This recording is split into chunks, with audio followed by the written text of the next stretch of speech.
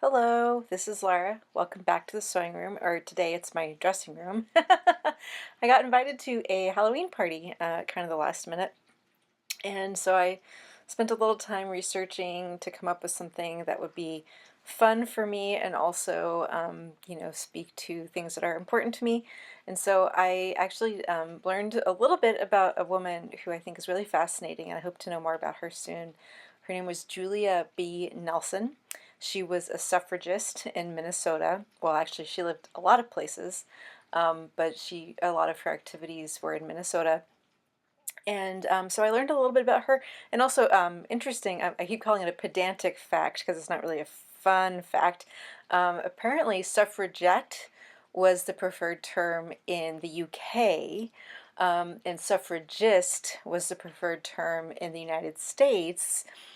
So sometimes if you call someone a suffragette in the United States, you're actually anti-suffrage. So that's not great. So I'm trying to teach myself to say suffragist, even though I am very used to saying suffragette. Anyway, here I am. Here's my shift that I kind of use for just about everything, and I'm putting on my Pretty Housemaid corset that I made, and I'm really excited about it. You can kind of see me struggling a little bit here, and like I can do this. I have done this with this corset before, and it's gone well.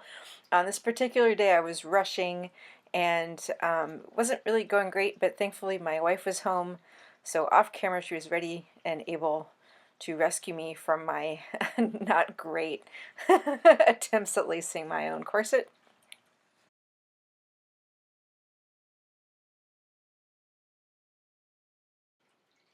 You know, it's one thing to be like, oh, I can do this myself, but man, it is way easier when you have help. So my corset cover, I do realize, is of course older than this time period. I also realized later when I was looking at photos of this ensemble put together without the vest, that this corset cover is not robust enough to really cover the shape of this corset on me. Some of the bones were showing through in a way I didn't love. I also, again, at first I thought it looked okay, but as the evening wore on, I kept getting more and more kind of irritated. I honestly, for me, button-up blouses, my biggest concern always is it too small. This one is definitely not too small. It is actually a little too big, and at the very least I need to add some darts to make it just a little bit less blousey, but that's fine. This petticoat, gorgeous. Lisa made this for me a while ago. And then I'm topping with a purchased skirt. I have details about all of the things that I'm wearing in this video, and links if it's a purchased product to the product, and if it's not a purchased product, I have links to the patterns if you want to attempt to make any of these garments yourself.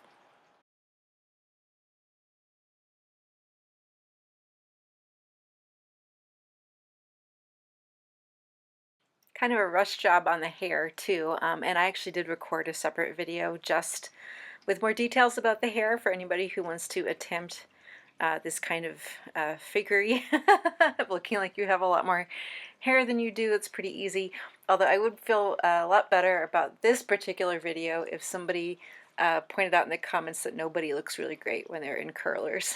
Editing this has been kind of strange because I really did not like the way I looked in those curlers, but I'm quite happy with the final look.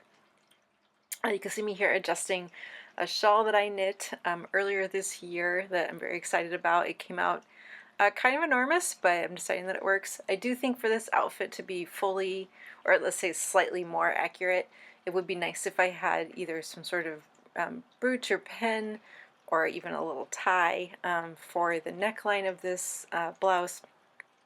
I don't know if it, 100% works just plain like this. Although, we're supposed to just be having fun. It's a party, not a history lesson. I had to throw in a little joke with my sign here. I couldn't resist, so I went around. I'm not a ghost. Don't boo, vote.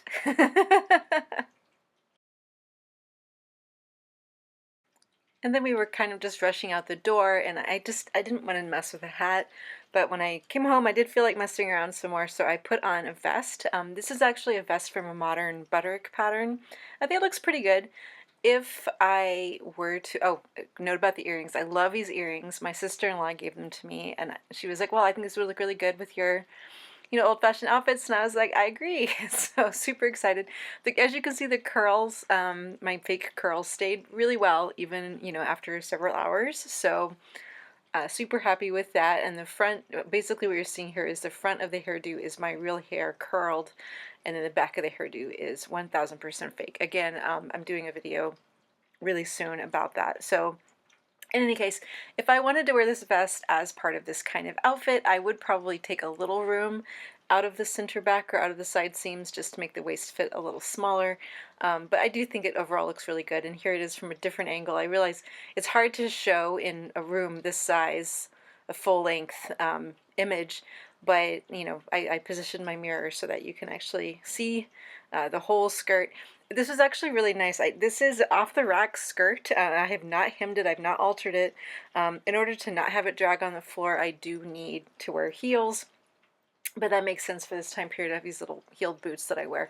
Anyway, here's hat option one. This is kind of my summer straw hat that I think is really fun. And then here's my winter velvet hat. Again, I just didn't have time to really think about getting my hat ready for the party. We were really running out the door, and I just didn't know. I looked at the few photos there are of Julia, and I didn't see a lot of fanciness on her, and so I thought maybe the hat would be a little bit out of step for her, so I didn't wear it. Anyway, happy Halloween! I'll be back with more adventures next week.